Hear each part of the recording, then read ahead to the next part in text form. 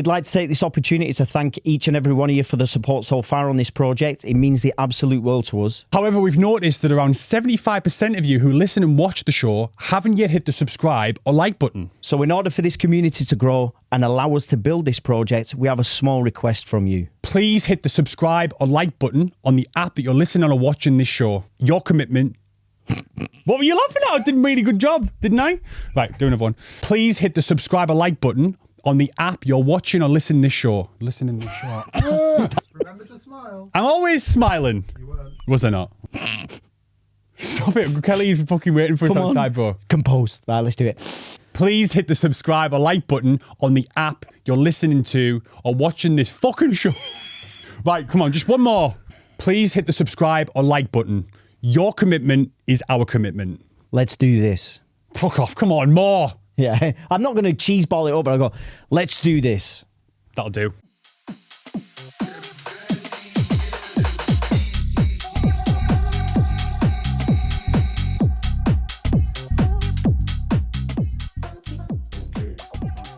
All right, cool. We're in. All right. We're rolling. Chris, good to finally meet you. Mate. In person. Thank you so much, and kudos to your other half, Mish, for getting us on. Thank you. Yeah. Is that how this happened? Mish? Yeah, that's how big this up happened. Mish. Yeah. Mish, funnily enough, has mentioned Chris a couple of times because, we'll go into today's episode. Definitely some similarities for sure. And since we've connected, even the way that we've been messaging and we've both climbed Kilimanjaro as well. Which, Absolutely. Yeah, it's something that we'll brush over. But yeah, thank you very much for coming down today.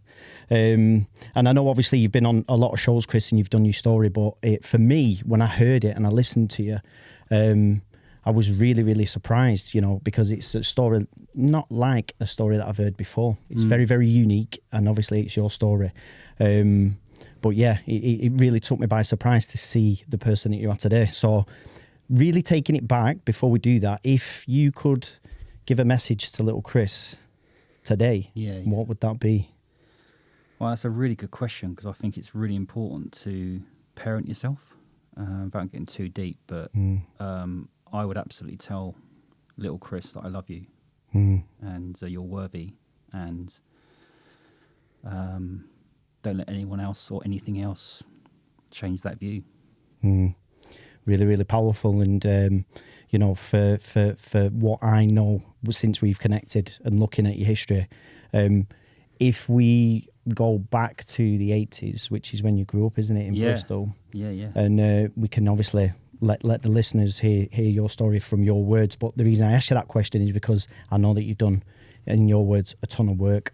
I've had to, mate. So if I go back to my story, born in 76, mate. So yeah, born in a caravan. So I obviously didn't have much money. My parents didn't have any money.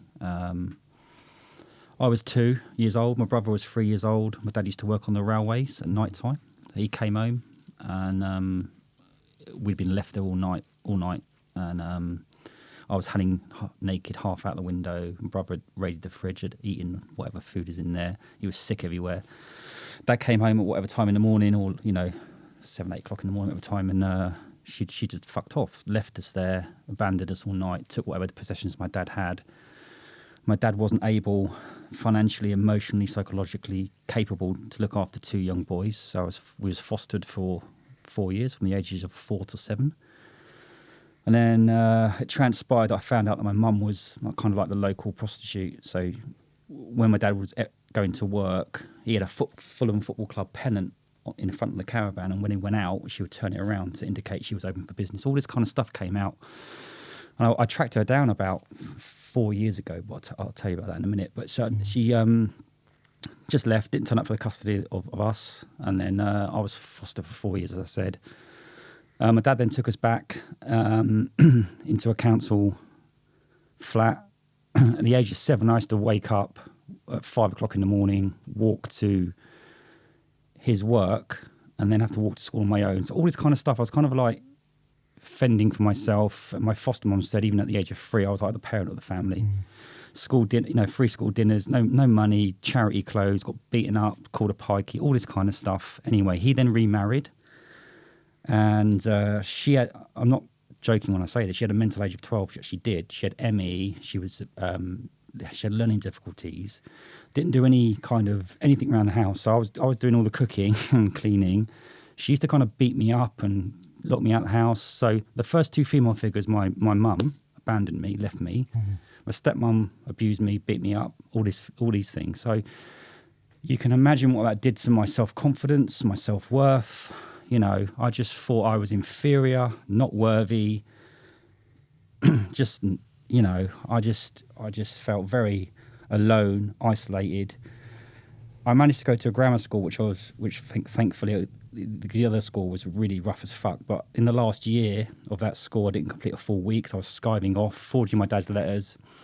I used to get on my bike, so I did a paper round. I did a night shift in a garage. I worked in a hardware shop, you know, tried to build up some money. But 2 or 3 times I used to ride around to local train stations and, you know, attempt or certainly think, it's called suicide ideation, to try and end my life, try and kill myself, even at the age of 12 or 13 or 14, right? So, you know, I just felt fucking different, odd, weird, you know, not accepted or whatever. And that really affected my relationships with girls. I attracted the wrong type of girl. Probably came across as if I was desperate or you know, a lot of girls would take advantage of me, or I just jump into something that because I felt as if that's all I could get. So there's no kind of standards there. Yeah. And then I kind of joined a big corporate recruiter called SThree, which is a £1.5 billion business. How old were you then? Sorry, 21, okay. 22. Mm-hmm. I walked into one of their offices, like they've all got fucking shiny shoes, driving Ferraris, standing up on their phones, selling ice to Eskimos, and ordinarily looking at me, this shy kid. I don't know. I just felt this sense of, right, this is my chance to actually get out of the situation I'm in. And then I knocked the doors off across that whole organisation of 5,000 people. I was their worldwide top biller, billing 800-900 grand a year, built teams, was there for 5 years, made them loads of money, and just kind of built up my confidence a little bit. While all this was happening, I moved to one of their Bristol offices, helped them set that up. But I met this Irish girl, and after 6 months we got pregnant. Yeah. And the way that she told me that we were pregnant was, if you don't want this fucking baby, you can fuck off. She was this aggressive Irish woman that used to throw pint glasses at me, all this kind of stuff, right? So we then broke up the moment he was born. He then was taken away to Ireland for like years, so I didn't see him, which really affected me, as you might imagine. I remember being in a pub lock-in one night, like everyone's having a good old time. I'm there like fucking this hole in my heart because I haven't seen my son for like years. Got him back, but the relationship was fractured. So I kind of like suffered a little bit of parental alienation as well. And, you know, that didn't help. But I left, set up my own business in 2003. And in 9 years, got that to £25 million annual turnover, 14 industry awards. I was Southwest Entrepreneur of the Year, 100 people, 3 offices. It was one of the best, if not the best, recruitment businesses out there. Still to this day, people rave about it.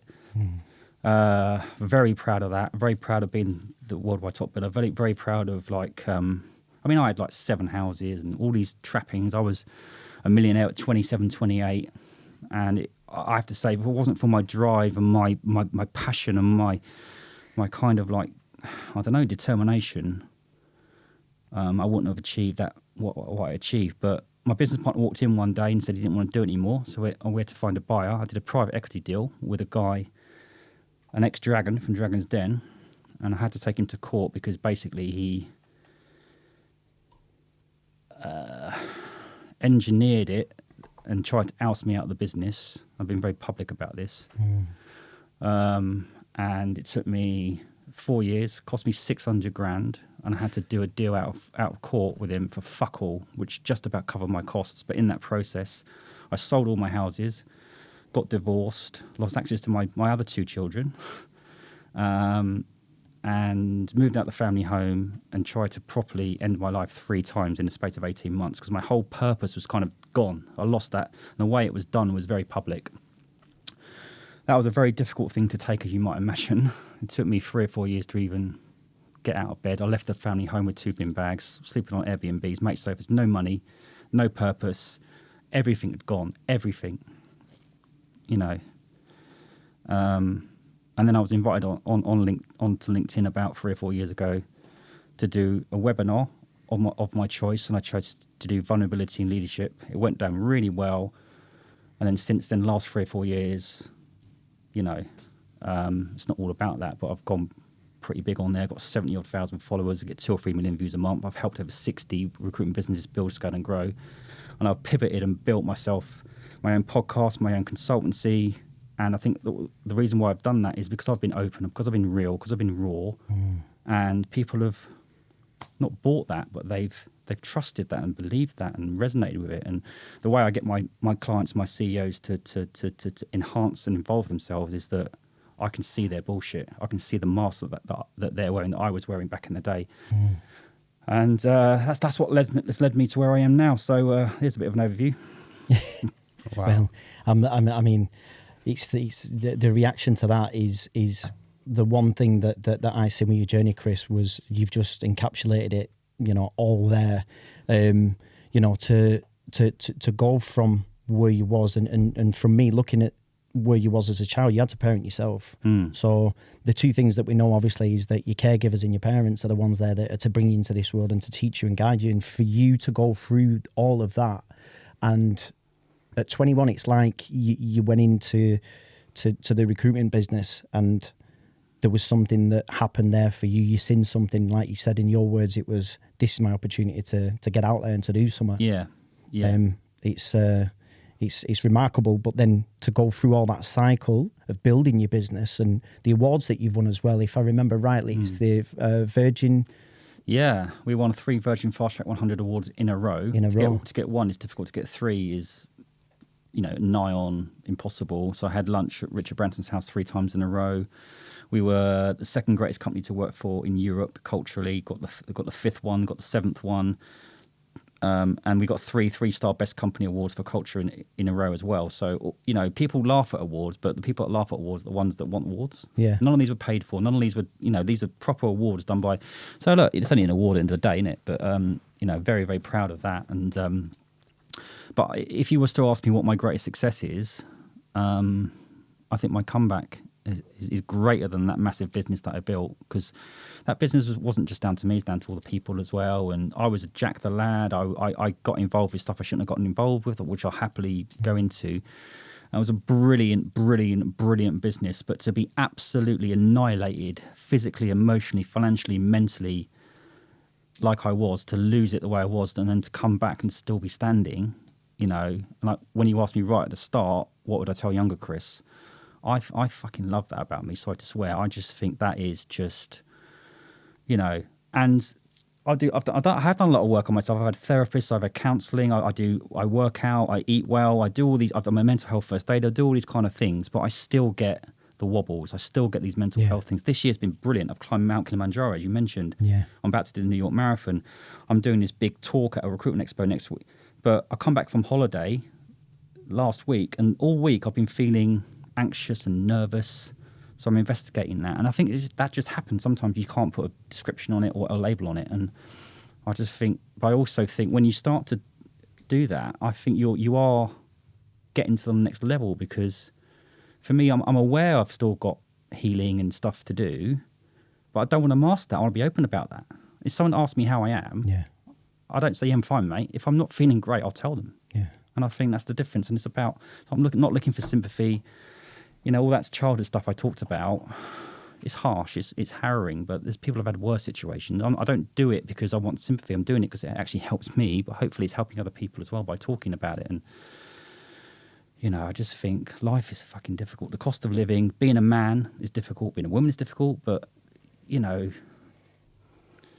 I'm quite lonely as well, but I don't not want to be lonely. I think being lonely can actually have loads of benefits in terms of I'm not following a crowd. I don't want to associate myself with people that that don't have the right energy. So I'd sooner be on my own or have a very small crowd as opposed to just, you know, being conforming to all the.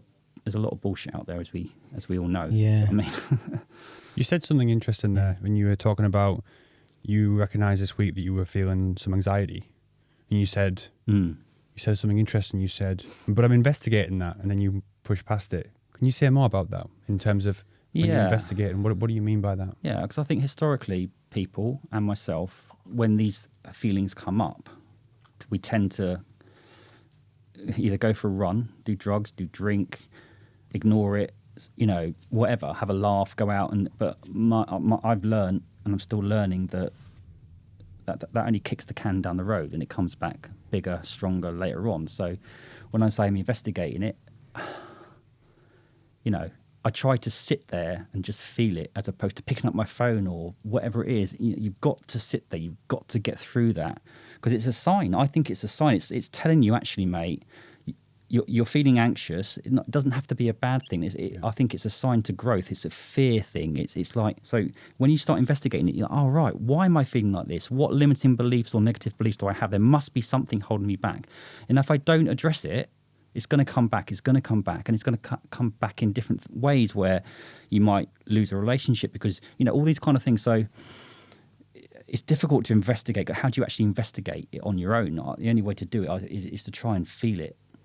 And if it's really difficult and uncomfortable, you've got to hold that. You've got to hold the line. It's a bit like when you're doing it at the gym, when you hold that. Even if you can't lift it, you still got to hold it and see if you can or not, that kind of stuff. Do you know what I mean? Yeah.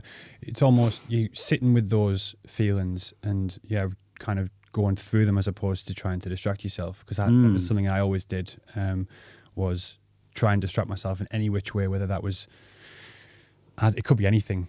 It could be drugs, drink. It could be just going to the pub and sitting, and whatever it was just something that would distract me. Or do you know what the worst thing and the easiest thing now is? Just your phone. Yeah, You could scroll for an hour and just lose an hour just because I have a bad anxiety feeling about money or whatever it was. Oh well, done. I'm on Instagram and I'm looking at people on the beach in Ibiza. It doesn't matter now. It's true. And then you see other people enjoying themselves when you're at home in the mud. And it makes you feel even worse. So like what you said, whether you have a drink one night to distract yourself, then you get up the next day, the problem's still there. Yeah. But you just feel like shit, and the problem's there. It's almost like almost like a mentor and a guide disguised in a horrible feeling. It's like almost like look at the other way, think, fuck, this is horrible, but it's good. What is it? Because it's telling me I've got to do something. And that's I think it's one of those things where I study quite a lot. And there's a guy called Carl Jung, and he said,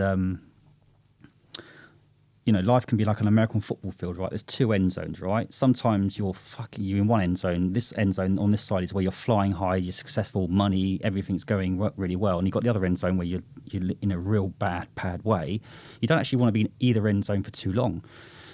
Because when you're really, really flying, you can bet your bottom dollar something's going to happen that's going to try and... So you've got to keep your composure. You've got to be okay with that. And when it's down, this too shall pass as well. So, I think it's about enjoying the highs, but not getting carried away. But when you're low, it's kind of like sometimes it can only get better after that. And it's easier said than done, isn't it? So in essence, I would prefer to be kind of like anywhere from 30 to 80 as opposed to 100 then back down to normal all the time. Fuck that. Yeah, the one extreme to the other. Yeah. Another thing that I got from that story was, the ups and downs, kind of on that 0 to 100. That kind of sounds like your journey. You were this millionaire, 26, 27, then you were living on couches and Airbnbs. Yeah. But and I've heard this a few times, I might have even mentioned on the pod before, but one of the most common traits of highly successful people is a crippling sense of insufficiency. And it sounds like, based on your story, from those experiences when you were younger, you've clearly driven yourself to success twice, three, however many times it is. But from that story, that's what I got. I was like, you've obviously, that low self-worth you mentioned several times, you just use that to your advantage now. That's such a paradox, isn't it? Because you've been through that fucking absolute disaster nightmare. That's it, mate. Because if what happened to me didn't happen to me, I wouldn't be as successful, as driven as I am now. So in a way, it's a blessing and a gift, right? But it's so hard to call it that, though. But I know. But you think like building £30 million business, then coming back. I'm known as one of the most respected advisors in the recruitment sector. Brilliant stuff. I'm doing a big talk at the Recruitment Expo in 4 weeks' time, and I'm absolutely fucking shitting myself. I shouldn't be. And it's one of those where this thing is still there, but then maybe it's a good thing. Maybe it's the driver. Maybe it is that thing where if you've got to see fear as excitement. It's kind of like, I think it's just going to take time. And I always believe that what's meant for you won't pass you by. I know everyone says that, but sometimes you can't force it. If you're not quite ready, you're feeling it. You're not quite ready, you're feeling it. Do you know what I mean? I just think I put a post out on LinkedIn this morning about, it said along the lines of, you're not as far ahead as what you think you should be because you're not lying, you're not cheating, you're not scamming. So what I'm trying to say is I'd sooner take the longer road and go through the pain and the battle than kind of cut corner and get some sort of medium-term success and then still be not fulfilled and ready and learning and growing. If that makes sense? Using your authenticity as opposed to trying to fake it. Yeah. Yeah, well, this is it. It's some of the stuff that Chris is talking about there, and it's sticking in my mind. And my journey recently as well of going through things is, there's no growth in the comfort zone. And there's no comfort in the growth zone. 100%. Which means that, as you just said there, and it's funny because me and Jackie, we obviously we catch up a lot outside of the podcast, and what you were saying there, Chris, then, because I messaged you this week and the week before, and you was away on holiday in Mallorca, and then you was away with your kids. Yeah. And, to have all that great time and then come back and still feel anxious, it's just in you vocalizing and sharing that. It's like this week, Jackie asked me, and I was like, everything on the outside, I've had a great week. I'm in Ibiza, I've got a missus, my family are good, everything's great, but I just felt like shit, like just anxious for some reason. And then I said to Mish, I said, well, it's just one of them things where I've just got to sit in the trenches. And I realised that was one of them periods where in the past I would have just gone out for a drink, gone out with friends, buried my head in the sand and not sat with it. Yeah. So I just think it's learning to, like you said, being comfortable, being vulnerable, and then being comfortable to be uncomfortable and sit with it. I think it's right, and I'm trying to put my finger on it. Like, obviously, I love Mallorca. You live in Ibiza, and it's kind of like, what it's like over there. It's just the sun, the atmosphere, the vibe, everything's brilliant in it. And then, as you say, like, I thought I'd come back refreshed, but I came back in this state. And it might be because, and I've got to stop analysing why, but it might be because I did relax. I wasn't doing all my calls and work that I did. And I kind of like, it maybe reminded me of losing my business. I wasn't actually working and the purpose and all this kind of, and I actually think that, what am I trying to say there? I think that sometimes when you do slow down, I really do try to kind of like stop, reflect and feel, as opposed to like, I like to keep exercise. I walked 150 kilometers in Mallorca. I was walking around and learning and stuff like that. But I think sometimes the ability just to sit on your couch, turn the TV off, turn your phone off, and just sit there. I don't think many people can do that. It's hard. It's hard to do. It's hard. Yeah. There was a course I did when I was in lockdown. Sorry to digress a little bit, but on the same topic, like a subconscious reprogramming course thing. And one of the tasks was to sit on your bed for 4 hours, no phone, no telly. It was hard. Most people can't do it. I think I got 2.5 hours and I had to bail. I was going through some shit at the time, but still, regardless of you going through shit or not, sitting in the trenches or just sitting in silence, you have to face your thoughts. You have to face what's going on in your head, and we're so distracted now. We don't have to. So it's difficult, isn't it? Yeah. Because like what I learned as well, like people reveal themselves, don't they? And I try not to judge other people. But I'm a lot better now at kind of setting boundaries, right? So if I feel someone's not aligned to me, I would remove myself. Whereas before I was doing all this people pleasing stuff, and so. But I think with social media, isn't it? It's all about the likes and the comments and all that kind of stuff. And I used to be really kind of like, judge my self-worth on that. And it's like the only person that I need to worry about who thinks about me and feels about me is me. Yeah. That's not selfish, that's selfless, because then when you do that, you get it back, don't you? Yeah.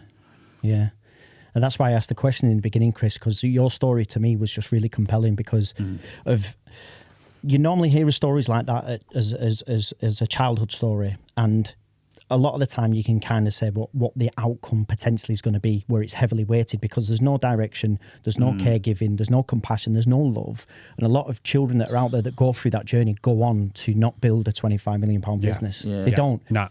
It's normally down the other narrative. Absolutely. So for me, when I heard that, I was like, wow. And first of all, you know, it was like, credit to you, Chris, because that in itself, you know, it's success. But for you to parent yourself, but then put yourself out there, and then to lose all of that. And again, you put a lot of hard work into the business, build it to what it is. And I agree with what you're saying. Yeah, people who don't like awards are the ones who don't get the awards. But when someone gets an award, you get a medal at school for coming first, you're absolutely buzzing. Yeah. So to do that and build the business and put all that work in, and then obviously come back to kind of square one, but then bounce back again from that, shows the self-awareness. And what I've really appreciated from now connecting with your platforms, and I messaged you about it the other day, one of the things that you said that really stood out to me, that you don't really hear a lot of in the business world, even the industries that I'm from previously, is collaboration, not competition. Yes. And it shows really where your mindsets are. And I think the self-awareness that you have and your journey, I'm taking a lot from that. So I want to thank you for that, first of all. Thank you for really, putting really that good. out. You know, good.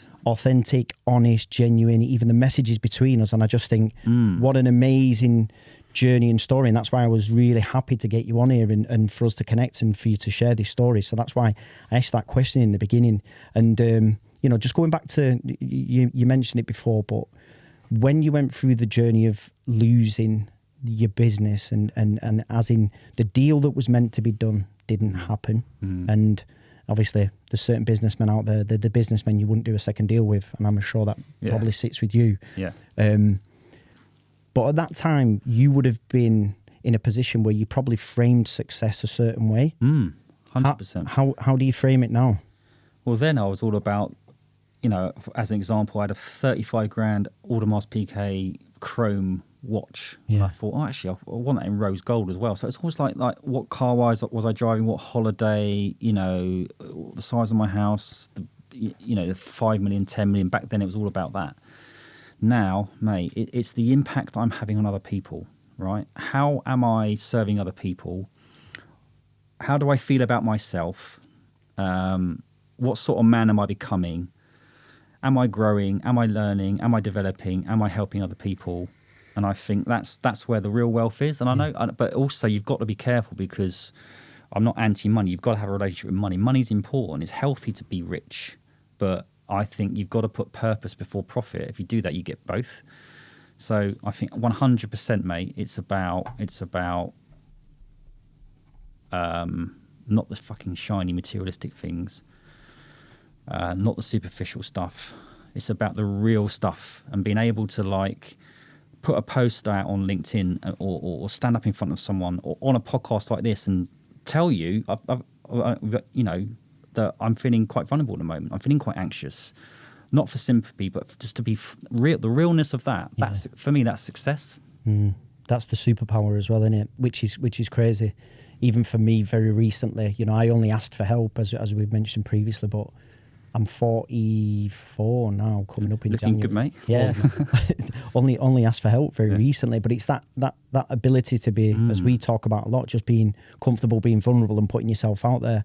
And that's the one thing I've noticed with your platforms that you're on. And when I was watching, you know, your podcast, and I was watching, you know, your Instagram, and like I said, Mish has mentioned you a number of times, and she, you know, because I was 21 when I first walked into a call center. You know, my background's call center industry, working at O2 UK.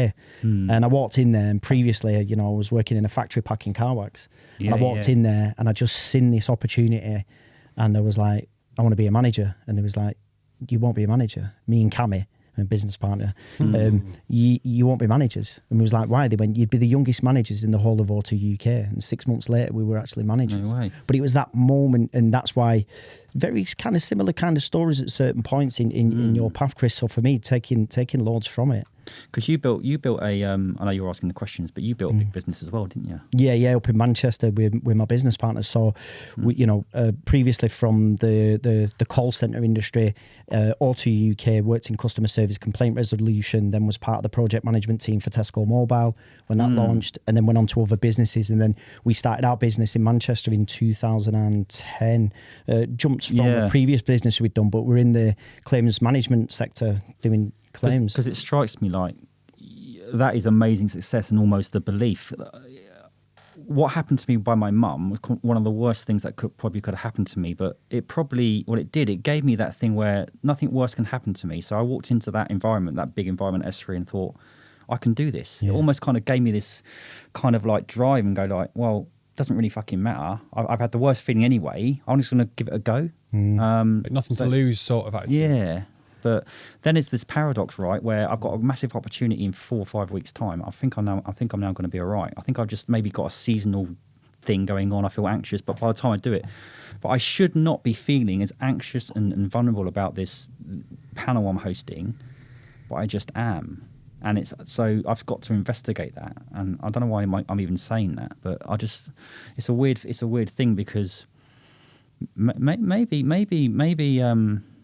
I've known what it's like to be arrogant. I've known what it's like to be cocky because I was like that, I have to say. And I don't want that version of Chris coming back. So maybe I'm overcompensating and being this kind of like, I don't know. Do you know what I mean? I do know what you mean. I almost think one of the reasons, and by the way, I'm not a psychiatrist, just but when I used to get nervous, when I used to be a DJ prior to COVID, and when I wanted to play, like I've got, say, some park life gig in Manchester, big festivals that I'd always wanted to play, I always used to get super nervous. And when I investigated that myself over the years, I realised it's because I really cared.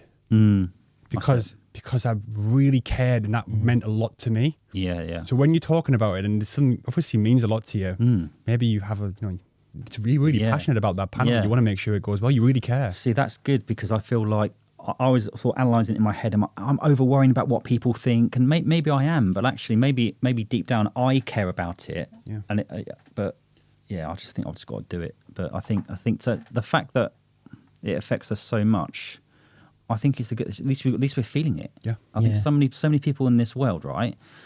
They don't know. They almost don't know how to feel. They're going from paycheck to paycheck, month to month. They're doing their thing, but there's nothing going on in here. Yeah. Do you know what I mean? Yeah.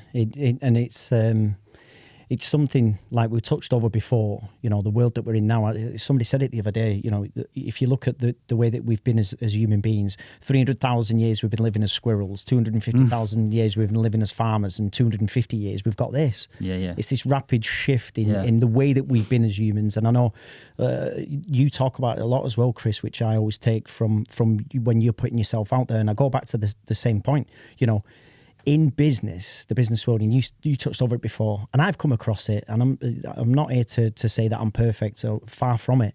But what I have seen in the business world, in them big corporate environments that I've been in, and the reason why me and my business partners did our business is that we was in them corporate environments and we took away quite a lot of the shit. Yeah. Like you said, putting the mask on, pretending that you're this, that, and the other, not really towing the line.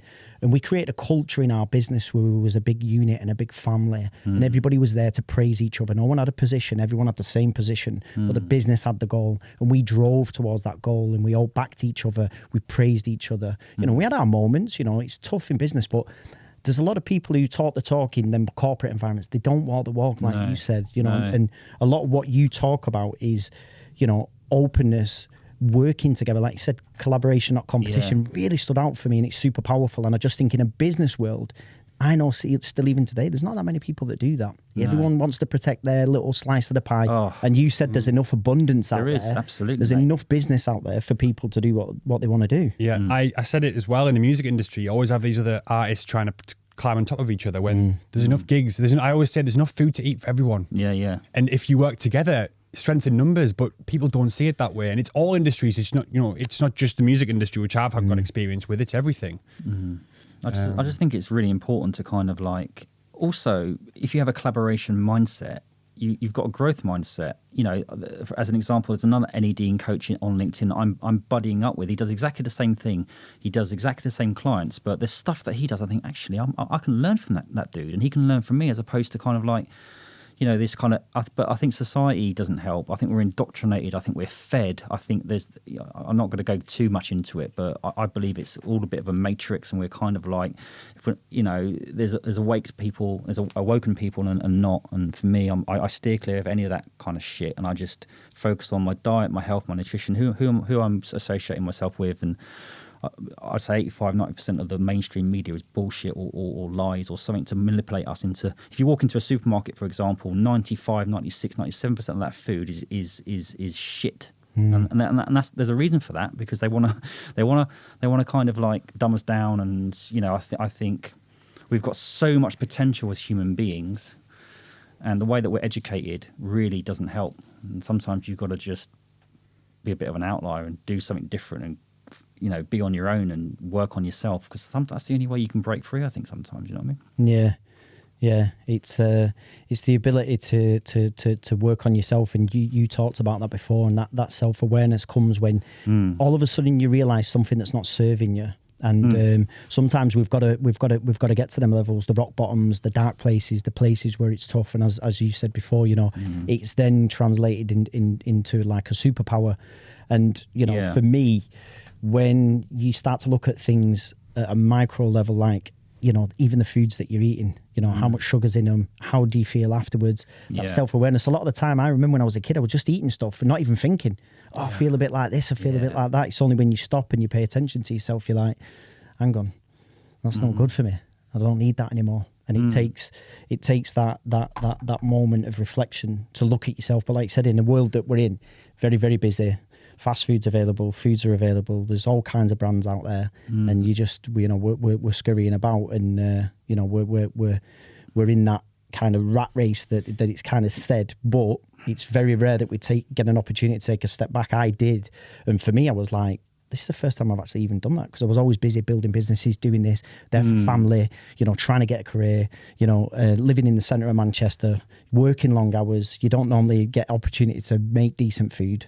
Yeah. It's that time for reflection, isn't it? Yeah, no, absolutely. But I think that people talk about work-life balance and all that kind of stuff. I think if you really want to eat healthily, you'll find the time. If you really want to, stop going to the pub and, being subservient to your mates, you do that. I've walked away from the whole kind of every weekend around the kitchen table talking about the same old shit all the time, all that kind of stuff. I've had to, and those mates, they're still my mates, and they actually respect me for it. But I think sometimes you've got to make these hard decisions, and you've got to be consistent with it. But what was fun back then, my kind of fun now is kind of like making sure I'm going to the gym, making sure I'm eating right, and I enjoy being on my own. I travel a lot on my own.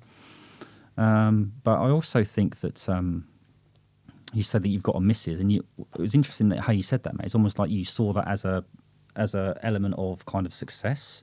And for me, like, I always used to say up until recently, because I've been divorced 5 years, I've done loads of work, I've been single, I've been dating and stuff like that, you don't need anyone else to make you happy. But I'm at a stage now where I do feel as if that's a little bit of bullshit, isn't it? I think you do need a co-pilot. You do need certainly people around you. So I think that's not the missing piece, but I feel as if I'm kind of ready to step into a relationship, but I will not sacrifice my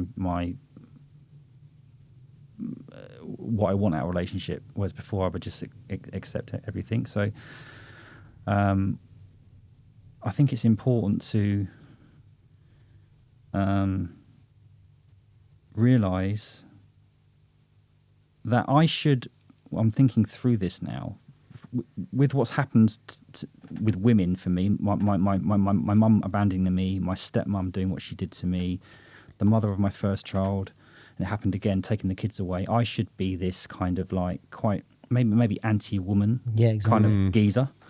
But I'm the other way. A lot of my friends are females, and I think that I think it's important to understand the role of a female in society. I think where men and women can attack each other quite a lot, but actually we need to come together a little bit and understand our strengths. There's so many men out there that've got lots of good quality strengths that aren't necessarily obviously masculine. Like being vulnerable, I think is quite a masculine thing, actually.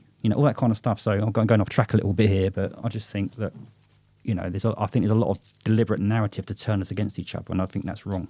With the relationships you were mentioning, you were obviously just speaking about women, but you did mention before in your first, when you were explaining your story, that it affected what happened when you were younger, affected your relationship with women. But but I was interested that you didn't say men or anything about the relationship with men. So was that a different effect that it had on men because you were quite specific about the women relationship? No, because I don't think so. But I've been done over by men and women in my time because of the way I was. Yeah. But I've got loads of good mates as well. But I think my best mates are the ones that are as vulnerable as me, and they talk and they're open, and we have, you know, we don't fucking drink beer and, you know, just we do, but we don't cover our feelings up. And I think I've disposed is quite a strong word of some mates who aren't capable or ready to do that. I don't want that energy in my life. So I think it has probably changed my relationship with men because I've and my mates, because I've learnt to understand which ones are good for my energy and which ones aren't. So yeah, and even the relationship with yourself, Chris, as you said there before, because that's something that I did in the past. The people pleasing stuff, obviously, you know, you touched over that, and that was kind of similar with my situation. Nowadays, that the boundaries are there for me to kind of just do what it is that I want to do, and even the relationship with me and Mish now, the boundaries that are even there for us. If I don't want to go out to, you know, go and socialise, before sometimes Mish would question it because she'd think that there was something up with me, but I just didn't really want to go out. I'd just rather stay at home, not isolating, but like you said before, I do enjoy sometimes my own space, and I'm similar. You know, I like to think about things and now assess myself a bit more, but sometimes probably too much. But it's nice to just have that space, and now the boundary setting for me and setting them healthy boundaries serves me more. And I can see that because you're doing that, not only are your relationships changing around you, you're peeling back the layers of the onion.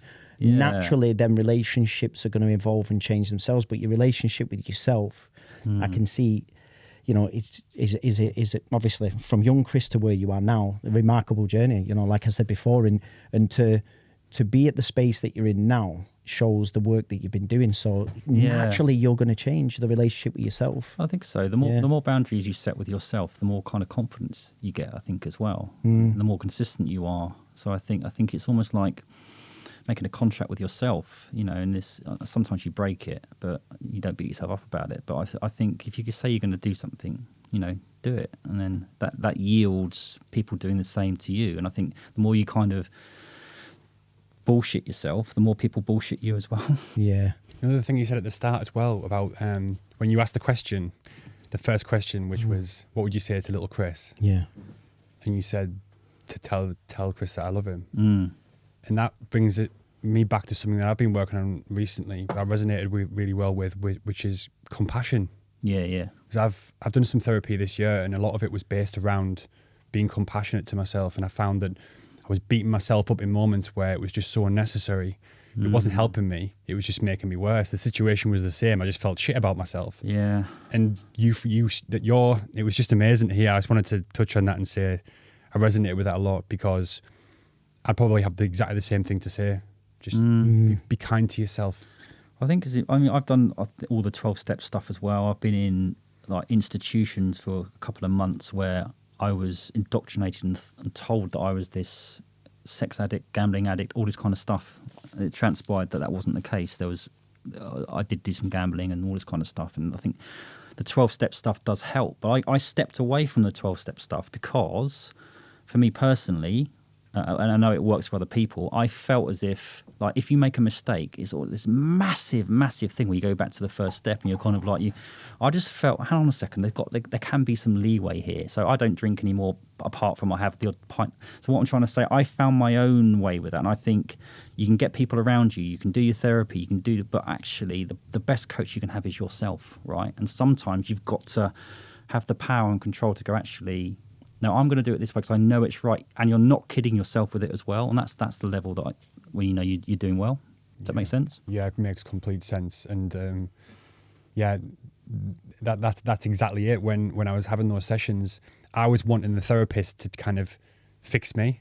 What they were saying is, I'm going to help you how to fix you. But you've got to do the work. I can't do it for you, and neither can your wife or none of your friends. Nothing. It has to come from you. Absolutely. And they're the type of friends, and this is what I say to my clients as well. Like, but you've got to do that to yourself as well. And I think that sometimes also these anxious feelings as well can be because you don't know it, but subconsciously you are doing a little bit of bullshitting to yourself. And so the anxious feeling might not be about the presentation, for example. It might be because actually for the last couple of weeks I've had a beer and I shouldn't have done this and this.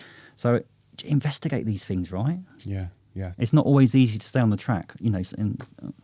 And if you're not, this is why I think. I mean, if I have a drink now, mate, I'll either fall asleep or I go weird. Whereas, like 5 years ago, I could drink both of you under the table backwards. Yeah. Yeah, it's all part of the change, and it's funny because I was saying about it recently. I was saying to somebody in Ibiza, they was like, "Oh, where's the best parties at right now?" And I was like, "My bed." As in, like, you're not coming to my bed. That's where my party is. Like, I love getting home. And years ago, if you'd have said to me, you know, saying we used to go over to Ibiza, the opening parties, closing parties, I wouldn't change all of that. I wouldn't change anything. Of course. Anything. And you said it before, Chris, as well. You know, you wouldn't. And we all say the same thing. We wouldn't be where we are today if we'd not gone, you know, what we've been through. But for me, I never thought that I would even. I just kidded. It's like going back to what you're saying. We kid ourselves, and that little voice in the corner there's like, "Oh yeah, you're always going to do this. You're always going to do that," and it ain't the case. You know, you're gonna grow and you're gonna change. I love your analogy about this. The good wolf and the bad wolf. Oh yeah, the Cherokee fable. Yeah.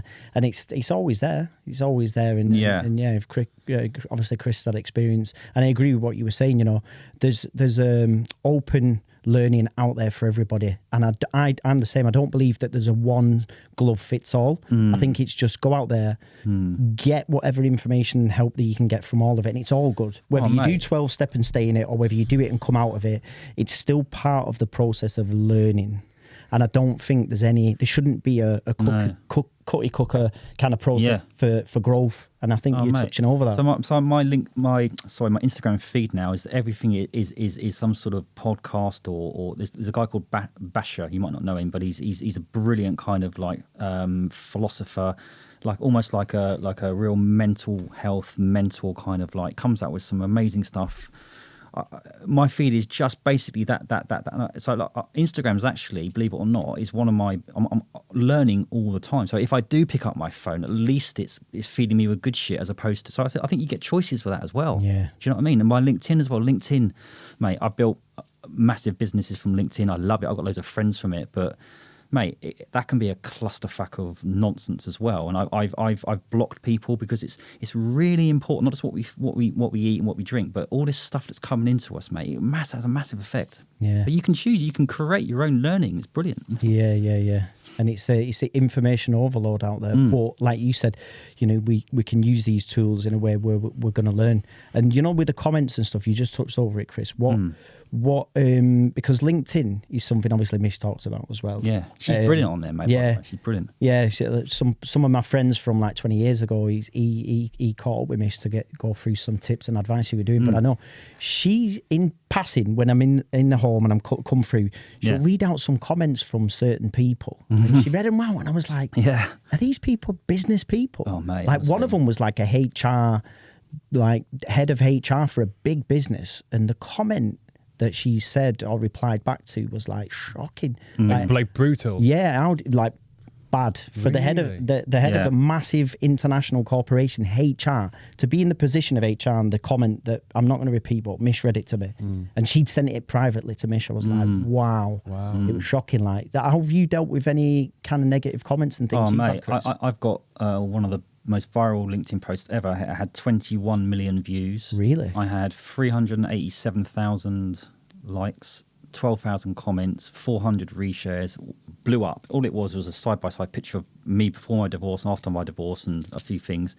It was a beautiful, very nice, polite, lovely post. But there were 5% of the people like literally calling me, like literally being really. And as you get bigger on there, you do get the trolls. So it used to really affect me, but now when I get it, I either block them straight away or I kill them with kindness or say thanks for commenting, and kind of I've gone through that process. But it really kind of not shook me. What it did at the time is that you can be Mother Teresa, right? There's always going to be 5% of people that will get, you know, will find something. So yeah, it's and I just look at that and I think it says more about them than about you. But yeah, there's some people out there that can't handle positivity. Don't know Yeah. how to do it. Don't Get know how to- uncomfortable. Yeah. And you just got to roll with it. It's part of the territory. But I used to be quite beholden to LinkedIn. I used to how many likes am I getting? And I think that's dangerous as well. So I post with the intention of adding value now. I don't do it for the likes. I do it for what insight and value I can bring to my audience, and therefore what money I can make from that, Yeah. in the right way. Well, just touching on that real quick before we start to wrap up towards the end, me and Jackie, when you said a comment before, Chris, we've had a number I of was guests just about to say it until on, you. go No, on. please. No, please. You said it before, and you said about being a servant and being of service. And this is something that's been mentioned many times now, Numerous. Jackie, hasn't it? Yeah. And for me, I've made a note of what you said before, Chris, and I'm taking this again, purpose before profit. Yeah. And again, Love really, that. really powerful, because you put in the stuff that's really, you put in yourself first of all, but then you put in what you are enjoying to do and enjoying the passage of time in the process of pursuing what you genuinely want. And I think for me in the business world, I would happily speak to you and say to you, Chris, come into my business, because I know you're being authentic. I know you're being real. I know you've been through a massive fucking incredible journey, but the ability to be self-aware, vulnerable, open, and share that, there's a power then, because like I said, I've taken loads from just the past couple of weeks now. And I know today's conversation, there's a lot that's coming out of this.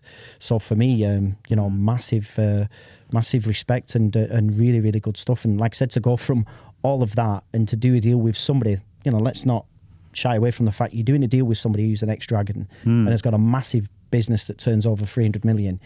That business deal is going through, you believe.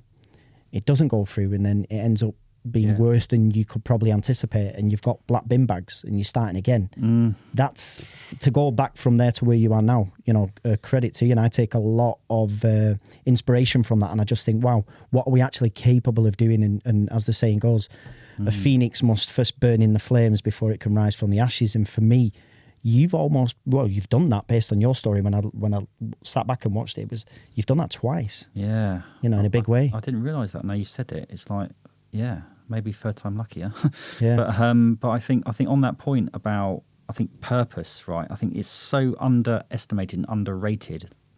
I think it's probably 80-90% of the people in this world, they don't have a purpose. And I think you can't put a price on waking up each morning going, I love what I do, I love who I am. That is hard to describe. When you get that, and it moves and it shakes. And having been in a position of having absolutely nothing to being a multimillionaire, to being where I am now, where I'm earning nowhere near as much as that, I wouldn't trade all that success as a CEO now for what I've got. I would trade for what I've got now. So I think that I've learned the hard way. But actually, if that didn't happen to me, I reckon I would probably be dead, in prison, or I would have absolutely fucked up that business because I wasn't ready, I wasn't able, wasn't capable to lead it anyway. So in a divine intervention kind of way, it was the hardest punch I could have got, but probably the best one. Wow. Mate, honestly amazing. And again, still on purpose, I read Simon Sinek's Start With Why book. And at the time I was so excited about it, and I was starting businesses and I was just relating it to the business, right? And I was so excited about this book. I was like, start with why, purpose, the why. And like really drilling into that, because on the business side of things, we weren't really focusing on the why. We just it's a startup, we're all over the place. But I realized that the reason I was so excited about it is because I was starting to relate that to me. What's my why? Yeah. I started to realize my purpose, and that's why I was so excited about it. And it brings us back again. Totally. So if you wake up in the morning and you know your purpose, that's a blessing. Yeah. You are lucky. And then if you can transmute that into your business where you understand what each of their individual ones as well, they'll literally, you can do whatever you fucking want. And that's the gold. Yeah. Amazing. Yeah. Right, well, I have to quickly get the one-liner because unless you can remember it. No. Yeah, go on then. Well, do this really slowly. I'll go and grab my phone. That's a deep one-liner. And we'll present the book. Chris, I'm on the episode. We're going to put links on there for your podcast and your Base Mindset website as well, for the work that you're doing currently as well. So the book that has been passed on, and this has been passed on by the lovely Kelly Allen. And the one-liner Sorry, do you want to just, what is it? What's The book is Jonathon Livingston's Seagull, a story by Richard. Oh, wow. Bach, the complete edition. I haven't heard of that, which is exciting. Thank you so same. much. All You know three what? of A us. lot of the books we've been Awesome. We've been presented on the Past the Book is a books that we've at least heard of, if not read ourselves. This is one that none of us have read, so we all need to read it. Oh, But wow. the one liner that Kelly left for this book, a great example of how we are limitless if only we get out of our own way. You know, that's gold there, isn't it? You know what I mean? So true. Yeah. So yeah, obviously that's the book. You know what Thank we'll you. what we'll do now is after the show, you'll tell us your book. We'll pass it to the next guest. That's a really good touch. I really like that. And thank you, Kelly, and thank you both for the book. It's I'm looking forward to getting into that. Yeah. I'm Well, going to read it. I just want to say thanks. Obviously, well, firstly, quickly, thanks to Pete for introducing me to Chris and bringing this conversation to this project, because this would never happened if you hadn't made that connection. So thank you. But Chris, thank you for being so open and honest. I could even hear it in your voice at the start that it was difficult, even though you probably spoke about this on numerous podcasts. Yeah, absolutely. It was still difficult for you to relay that back. So from the bottom of my heart, I really thank you for doing it again and being vulnerable and showing people that it's okay to let your guard down. No, thank you both. I mean, speaking to Pete and Mish and you straight, I just knew this was exactly the sort of thing that I would find difficult but would love to do, and you boys have made it possible. So I can't thank you both enough for the opportunity. Thank you. Thanks a lot. Thank you. Yeah, and I was saying before, Jackie, what I'm going to do is put links in the description for today's episode.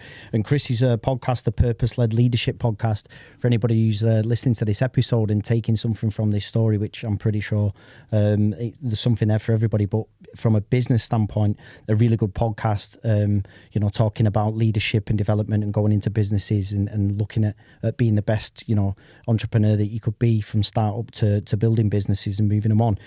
Really, really good podcast, and like I said, when I'm watching it, taking loads from it. So I want to thank you for that, Chris, and thanks to Mish, for big up tipping it Mish. off. Yeah. I'll be coming over to your gaff hopefully soon and having a couple of beers hopefully. 100%, mate. Yeah, and the hikes and stuff like that. Get you out on the hikes in Ibiza. Yeah, good, definitely. Thank you so much, mate. Appreciate it. Cheers. Thanks. Cheers, mate. Thanks, everyone. Okay.